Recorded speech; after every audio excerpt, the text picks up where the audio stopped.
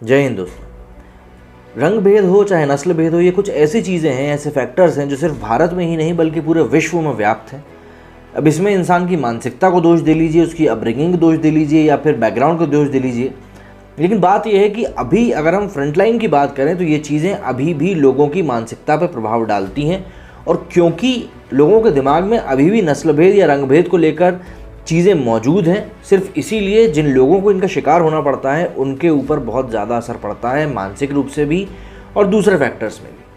Fair and lovely की हम बात कर लेते हैं। ऐसी क्रीम थी जो कि लड़कियों को गोरा करने का काम करती थी। बाद में इस क्रीम का नाम तक बदलना पड़ गया, ये ब्लैक लाइव्स मैटर वाला जब मैटर हुआ था इसके बाद। अब ये इस प्रकार की जो क्रीमें आती हैं, फेयर एंड हैंडसम लड़कों की क्रीम, जो इस प्रकार की जो क्रीमें आती थी, ये दरअसल क्यों आई? ये प्रोडक्ट है इंसान की मानसिकता का कि आप गोरे लोगों को तवज्जो देते हो, आप इसीलिए ये भैया आपको क्रीम की ज़रूरत पड़ेगी। लेकिन एक और चीज़ है जो कि भारत में काफ़ी लंबे समय से व्याप्त है और इसको लेकर कई बार आवाज़ भी उठ चुकी है, लोग समझने भी लगे हैं। अभी कुछ समय पहले एक यूट्यूबर ने अरुणाचल प्रदेश को चीन का हिस्सा बता दिया था, जो कि सरासर गलत था और इसीलिए उस यूट्यूबर के ऊपर कार्रवाई भी हुई। राहुल कंवल ने एक शो में नागालैंड को भारत से अलग बता दिया था कि भाई, एक वक्ता ने कहा था कि नागालैंड, मेरे यहाँ पे लाइट चली गई तो उन्होंने कहा था नहीं हमारे इंडिया में भी जाती रहती है। तो भाई नागालैंड तो भारत का ही हिस्सा है ना। भाई वहाँ पे लाइन में थोड़ी सी गफलत हो गई थी राहुल कंवल से, तो उनने भी ये चीज़ कह दी थी। तो ये ऐसा नहीं है कि ये कुछ जाने अनजाने में हो जाता है, दरअसल आपके मानसिक रूप से आपके अंदर वो चीज़ भरी हुई है, इसीलिए अनजाने में वो चीज़ें आपके मुँह से निकल जाती हैं। क्योंकि जानबूझ के तो ये चीज़ें कहता नहीं है, बहुत मतलब कह भी देते हैं लेकिन देखिए, अब जब ये इतनी बेकार चीज़ें, तो ऑब्वियस सी बात है इससे बॉलीवुड भी छुपा हुआ नहीं है। बॉलीवुड में भी इस प्रकार की घटनाएं सामने होती रहती हैं। अब एक एक्ट्रेस ने अपनी आपबीती बताई है, बातचीत में पूरी चीज़ें बताई कि किस तरीके से उनको भेदभाव का शिकार होना पड़ा है, किस तरीके से उनको ढंग के रोल नहीं मिलते।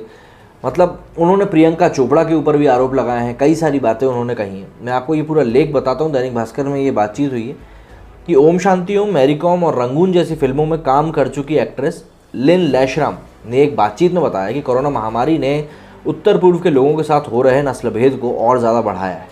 उन्होंने अब तक का सबसे डरावना अनुभव भी साझा किया।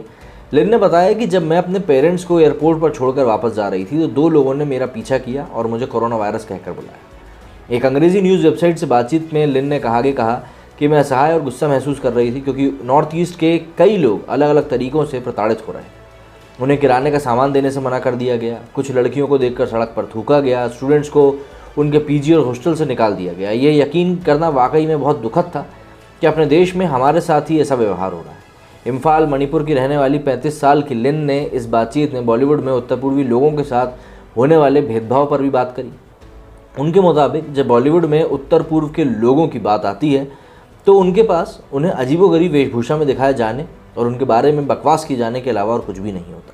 बॉलीवुड में नॉर्थ ईस्ट से ताल्लुक़ रखने वाले इकलौते इंसान डैनी गणजप्पा हैं, लेकिन हम उनसे संबंधित नहीं हो सकते क्योंकि वे धारा प्रवाह हिंदी बोलते हैं और हम में से ज़्यादातर ऐसा नहीं कर सकते। लिन ने web series the family man 2 का उदाहरण देकर कहा कि जब साउथ इंडियन कल्चर को बॉलीवुड में स्वीकार किया जाता है तो नॉर्थ ईस्ट को क्यों नहीं किया जाता। द फैमिली मैन 2 में तमिलनाडु के कई सारे कलाकार मौजूद हैं और उन्होंने उसमें काम भी किया है और वो तमिल बोलते हुए दिखाई दे रहे हैं। अपनी बॉलीवुड जर्नी को लेकर लिन ने कहा कि उतार चढ़ाव के बावजूद वे बिना सोचे समझे बॉलीवुड में आई और आगे भी काम करती रही। मुझे नहीं पता था कि अपने लुक की वजह से मुझे अलग अलग तरीके से संघर्ष करना पड़ेगा। गॉडफादर को तो भूल जाइए, मैंने कभी खुद से पहले मणिपुरी एक्टर को बॉलीवुड में काम करते नहीं देखा। इंडस्ट्री में एक दशक हो गया।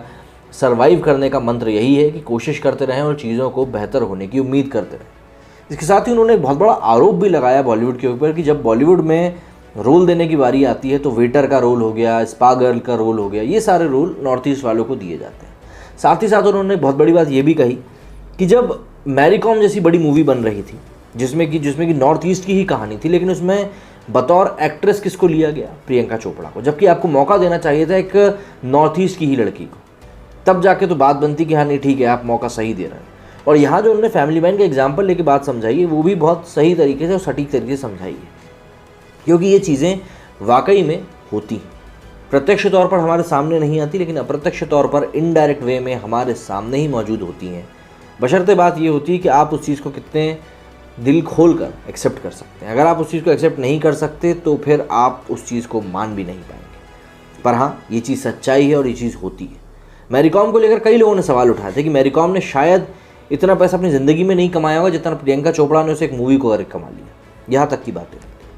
लेकिन क्या है कि ये चीज़ें एकदम से नहीं बदली जा सकती, एक झटके में नहीं बदली जा सकती। आपको सबसे पहले तो अपने मन को ये समझाना पड़ेगा, अपने मन में से वो गंदगी को निकालना पड़ेगा, तब कहीं जाकर ये सारी चीज़ें सही हो पाएंगी, अन्यथा ये यूं ही चलती रहेगी। मेरा हमेशा से एक सपोर्ट रहा है इन चीज़ों को लेकर, लेकिन मुझको भी कई सारे मौक़ों पर इस तरह की बातें सुननी पड़ती हैं, क्योंकि लोग हमारे भी आसपास रहते हैं, वो भी इस तरह की बातें करते हैं। लेकिन ये सब मानसिकता का खेल है। मैंने कहा मेंटालिटी अगर इंसान की ख़राब है तो आप उसको कैसे सुधारोगे, सबसे बड़ा सवाल ये।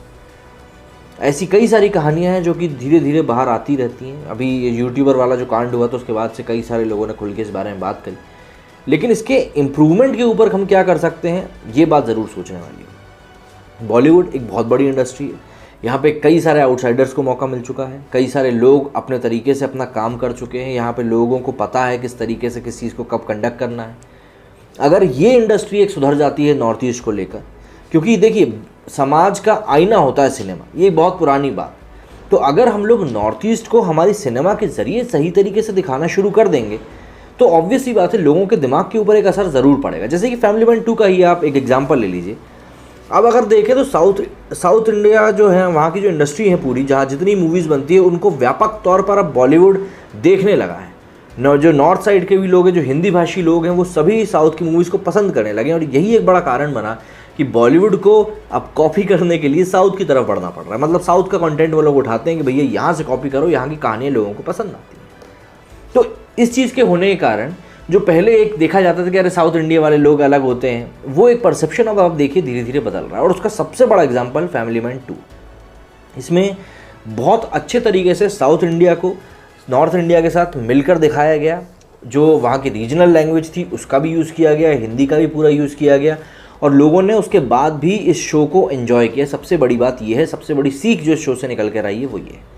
और इसीलिए लिल ने भी इसको सपोर्ट किया है कि भाई देखिए फैमिली मैन के में भी हमने ये चीज़ दिखाई कि भाई आपने साउथ की भाषा का उपयोग किया, वहीं के कलाकारों का यूज़ किया, और वो जैसे हैं उस तरीके से यूज़ किया। उनको आपने कुछ और बनाने की कोशिश नहीं करी। कोई स्पार्क में काम करने वाली लड़की या कोई वेटर्स बनाने की कोशिश नहीं करी आपने, बल्कि वो लोग जैसे हैं जो हैं उनको आपने उसी रोल में दिखाया। तो क्या ये चीज़ नॉर्थ ईस्ट के साथ नहीं हो सकती? मैरी कॉम का उन्होंने एग्जांपल इसलिए दिया क्योंकि मैरी कॉम का जो सब्जेक्ट था वो नॉर्थ ईस्ट का ही था। तो ऐसे में अगर आप वहीं के इंसान को मौका देते तो शायद वो एक बहुत बड़ा ब्रेक थ्रू हो सकता था, लेकिन मेकर्स को तो पैसे कमाने थे। बहरहाल ये जो चीज़ें बाहर आई हैं, ये ऐसा नहीं है कि पहली बार बाहर आई हैं, या मुझे ऐसा नहीं लगता कि ये शायद आखिरी बार बाहर आई हैं।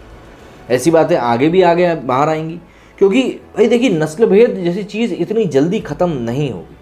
आपको सबसे पहले अपनी मेंटालिटी पे ध्यान देना होगा, अपनी सराउंडिंग को बदलना होगा, उसके बाद ही धीरे धीरे धीरे धीरे आप प्रोग्रेस करोगे। और नहीं तो ये चीज़ें आपका दिमाग यूं ही ख़राब करती रहेंगी और आप कभी भी एक इंडिविजुअल के तौर पर ग्रो नहीं कर पाओगे। मेरे इस वीडियो में फ़िलहाल इतना ही। जय हिंद, जय भारत।